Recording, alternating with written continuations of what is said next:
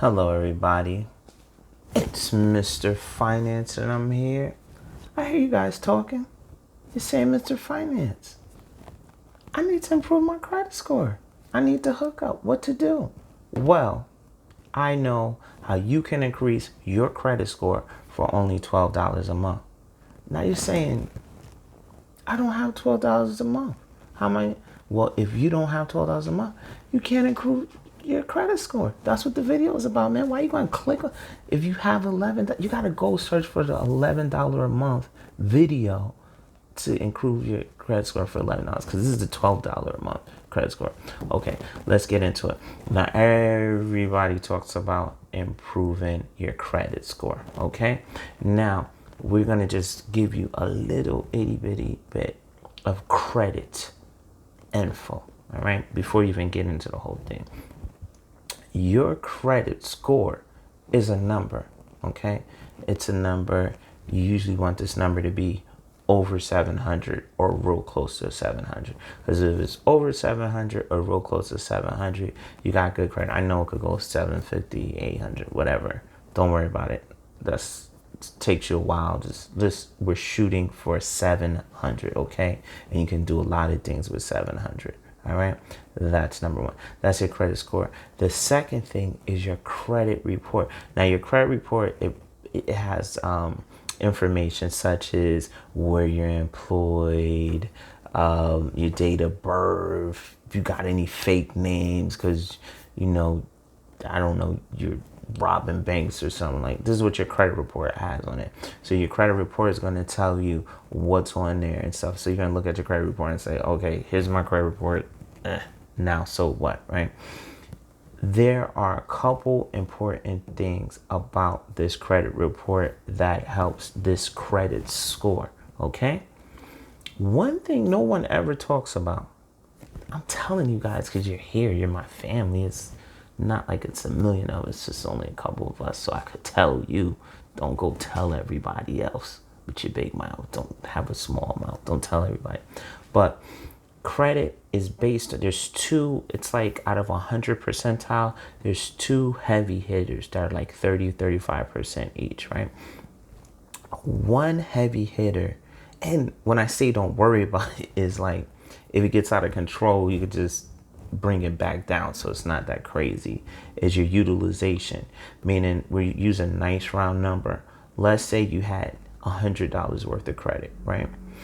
And you used $50 of it, right? Your utilization at that point would be 50%, because 50 is 50% of 100. So that's your utilization. People go crazy about your utilization, but you can easily pay your utilization down, okay? The other thing, now the utilization, it's a big factor, but if it gets out of control, you got to just pay it down, and that's the end of it, okay? So don't go crazy over your utilization, because as soon as you're ready to get done, just pay it down. Easy. One thing that you can't change is late payment, okay? Now, we all got smartphones. You have to, okay, with your smartphone, set an alarm. Make sure that an alarm goes off when it's time to pay these credit cards, okay? Make sure an alarm goes off, because if you pay this thing late, it stays for 7 years. You know how long 7 years is? It's almost 8 years. That's a long time. You don't want paying your credit cards late or your bills late. Not your bills, it's like your electric bills. Some of them report and stuff. We're not going to go into that. Just keep it simple, your bills and stuff. Paying a credit bill late is the worst thing that you can do. Do not pay. Don't worry about the utilization and all that crap, because if you lose your job or something, you pay the minimum payments. They're usually very low. Don't always pay the minimum payment, because it'll take you forever, but do not pay this thing late. Then they got length of history and the mix and all this other crap that nobody really knows how it works. And don't worry about it. You can't mess with time. You can't be like, oh, length of history. I get in a time machine and make it longer or whatever. That stuff doesn't matter. Okay, it matters, but don't focus on that, because all that stuff kind of works itself out, and you can influence that stuff, and we'll talk about it in advance videos and stuff, but don't worry about it right now. Also, here's something else, right? You have to understand, all right? This is a major one, all right? Listen, all right? You have to understand there are two types of credit, right? I went to school for this stuff. I got an MBA in finance and accounting, so trust me, and I'll explain to you why you need to understand this, right? Older than that, they're like credit, and people are getting credit cards, and they're hurting themselves, because most people, it's a lot of temptation when you get a credit card. Like, I got a credit card, I got extra money, I'm buying everything, I'm gonna buy a Lamborghini. People go crazy with credit cards. There's two types. You need a credit card, so of course you'll get like 2 or 3 credit cards. Don't go crazy, right? And I'm gonna tell you what credit cards you can get later on, maybe in another video. But I'll help you with that anyway. But this is all like credit history stuff. So with credit, there's a credit card, and then there's credit stuff. Basically, homes and cars. These are credit stuff, and we learned about this in school. Now, the hardest thing to get is not the stuff. It's not hard to get a house. You don't need perfect credit. In fact, you can get a house with horrible credit, all right? You can get a house, well, I don't want to insult anybody. These are your credit score numbers. But let's say your credit score is like 580. You can get a house for 3.5% down. But you probably couldn't get a credit card anywhere, okay? You could get a secure credit card, which is a certain type of credit card. We'll talk about that later. But you could get a house with a horrible credit score and put 3.5% down. You can get a car with a horrible credit score, and you'll pay a little bit more. Like, I think the average car is $30,000. So if you got bad credit score, it'll be up there, maybe 3% higher than somebody else. And that payment might be like $40 or $50 more. I know it sounds significant, but it's not. You're talking $12 a week. It's not anything. Less than $2 a day. It's not going to kill you. You can still get a car. Now, people are like, I can't, but you can't get a credit card, okay? All right? Because a credit card is not necessarily secured. Like a car and a house, right? These are kind of secured loans, not by the strict definition of secured, but these are more secured loans, meaning that they'll give you a car, they'll give you a house, because they could take it back. Okay, you could get a car, because if you stop paying your car payment, they'll just take your car away. You could get a house, because you stop paying your house payment, they'll take your house away. So the biggest things that people build up their credit for, they don't really have to super duper build up their credit for, because it's easy to get these things, and they can take them away. Now, a credit card. Now let's think about a credit card. It's hard to get a credit card, and you have to show decent credit history and stuff, because if you get a credit card, and this also goes for loans. If you get a credit card, let's say you get a credit card and you're like, oh man, I got this credit card, and you go crazy, you go to Best Buy, you buy a TV, go to Neiman Marcus, and you buy, I don't know, something expensive, whatever, Louis Vuitton eyebrow set or something. I don't know, just something super expensive, right? They can't take this stuff back. They can't cut. They don't even know what the heck you bought on this credit card. They know, they could look, but just follow me here. So that's why it's difficult for you to get a credit card versus a house or a car. So now you know about credit. I gave you, you could teach the credit course now. I told you everything about credit that I knew. You know all the secrets. Now let's talk about how you go about raising your credit score for $12 a month. Okay? Follow me. Now, why am I saying you gotta pay $12? Most people are like, okay, raise your credit, but most people don't know anything about credit. They don't even know where to get their credit report, right? So my favorite bank, Chase.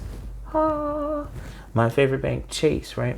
You can open a savings and checkings account with Chase Bank, and they have some type of partnership with whoever, and you can get your credit report.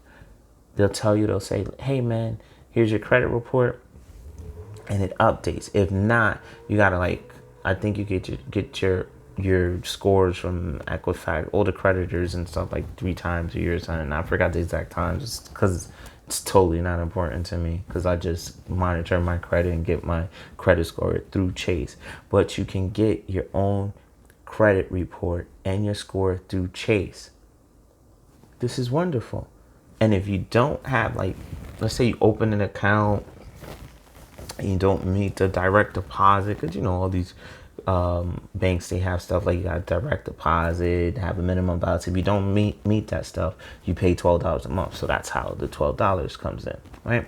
So the first step, which nobody ever talks about, is getting your credit report. And an easy way to get it without calling Equifax and all these other people is to open an account with Chase, and they will give you your credit report, right? So now you have this account open with Chase, you have your credit report and your credit score, and you're looking at it like, man, it's only a 3. Now your credit report is not going to be that low, but let's say your credit report's a little low. You want to know how to raise it, right? Now, I told you at the beginning, your lates never, ever be late. There's nothing you could do with late. You just got to wait 7 years for it to fall off. But going forward, we're not going to be late again, so we're not even going to worry about that. Your debt utilization is you want to pay down some stuff. Now you have this whole big mix of credit and stuff. So you're like, I got $1,000. What do I do, right? If you have $1,000, right, you can pay down stuff. But before you even spend $1 of that $1,000, I got some tricks for you. This is what you're here for. This is like the trick channel. I'm going to tell you a trick that you could do.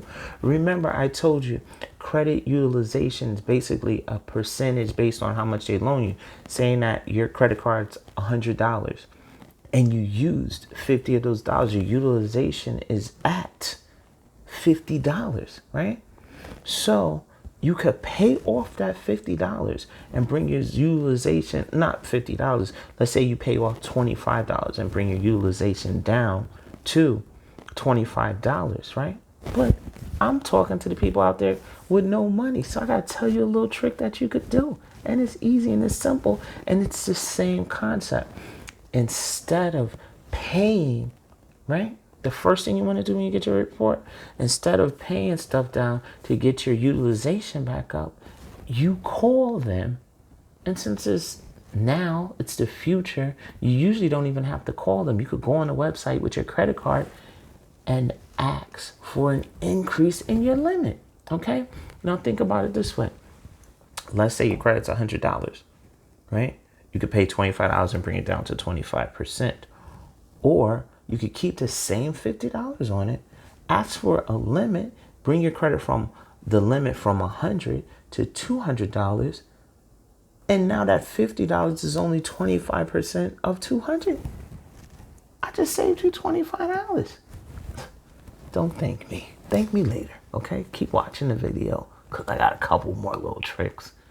Just keep watching. Just thank me later. Write a comment. Mr. Finance, you're number one. You're better than Santa Claus. That's all I want to say. Okay, so that's one little credit. That's one little cheat code to increase your credit. You either calling or going on a website asking for an increase, right? That's one little secret. The next thing is everything negative on your credit, dispute. So if you have Chase or whatever, they'll show you how to dispute it. So you dispute everything negative on your credit report. We're not going to talk about the ethical implications of disputing something that may not necessarily be disputable. But sometimes it works, okay? Follow me here, all right? Now, after that, you got your $1,000. What are you going to do? You are going to pay down the stuff with the biggest. Meaning that, like, let's say you got a mix of credit cards, right? Some people tell you to pay off the smallest ones just so, like, it'll feel like an impact.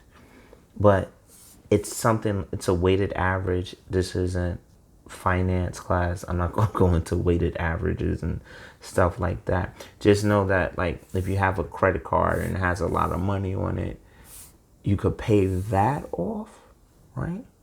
Because we're trying to talk about the best thing to do with your money. right? Now, if you have two, I don't want to get into the math behind it. So I'm going to kind of summarize it without the math. We're doing it based on interest rate. Let's say you had a debt, but the interest rate wasn't high. Because sometimes you could get a loan and they'll have a low interest rate like 8% or 10%. You don't pay that off, okay? You don't pay that off, right? What you're going to do is pay off something with a higher interest rate because the cost of money on that thing with a higher interest rate is high, okay? Does that make any sense? All right. So you're going to start with the highest interest rates, pay that stuff off, and then go to the lower interest rates. That's why a lot of people out there, including myself, will tell you to never pay off a home early, like 15 years old. A lot of the older guys, I'm not like age shaming or anything. It's just that's, I guess they're in that stage of their life where they're just looking for happiness by saying I don't have any debt versus I could use that money and make more. I'll give you a perfect example. Let's say you were $30,000 in debt, right? And you had like $30,000 left on your house, and you took that $30,000 and you applied that $30,000 to your house, right? Your house is at like a 4% or something. It doesn't make any sense because 4% is almost free money, especially with inflation being 2% a year. You're really only paying 2%. It's almost free money. Never pay that off. You just want to pay off higher interest stuff. So on your credit, pay off the higher interest stuff. Also, apply for more credit because remember, it's utilization. So if you get more utilization, it's going to help out with your credit. It's going to take a little time, but it's going to help out. Now, people are like, well, my credit stinks, right? They have some banks for stinky people. There's a stinky people bank. There's like a skunk bank. No, they have banks that you're more likely to get an okay from. You understand? Meaning, if you have a house, it's probably easier to get a Home Depot card versus a Lowe's card, because Lowe's, I think they're like partnered with American Express. So let's say if your credit's not the best, I would tell you try to apply for a Home Depot card before a Lowe's. You understand? Because they accept more people. Now the same thing could be said for credit cards. You have a lot of stores out there. Now think about the thinking behind this. You got a lot of stores out there. You got Wayfair's a very big store. I think BJ's and I think Walmart. Okay, I'm not sure about the Amazon credit card because it's new and it's kind of cool, I think. Well, BJ's, Wayfair, and Walmart. Everybody goes to Walmart. Rich or poor, Lamborghinis in the Walmart parking lot. Guaranteed. Same thing with Wayfair. A lot of online people do the Wayfair thing, right? BJ's also. All these places. Think about the average Walmart shopper. They're not wealthy. Their credits may or may not be messed up. So Walmart is going to partner with somebody that's going to be like, look, this is my demographic. Demographic means like the people. I don't need you terrorizing my people. I need these people to be able to get Walmart cards. So their credit is a little less than stellar. Give them the okay. All right. So what does that mean to you? That means if you have bad credit, you're looking to improve your credit score, don't go applying for the American Express black card or platinum card or something, because they're going to be like, that's what they're going to tell you. All right. Apply for a Walmart, Wayfair, or BJ's card because the acceptance rate is higher and it's a credit card. You get it? And you could use it, and you'll probably be able to use it. We'll talk about you being disciplined and another thing. So those are some ways you could raise your credit score. All right? Like, share, subscribe, all that good jazz. Leave me a comment with a smiley face or something. Tell me you love me because I'm like the best finance guy you ever seen. Mr. Finance, I'm here helping those out that really need help, that are trying to do something. You may not have a lot of money, but you got a lot of Mr. Finance, okay? All right. See you guys later. Thank you so much for watching. Love you guys. Later.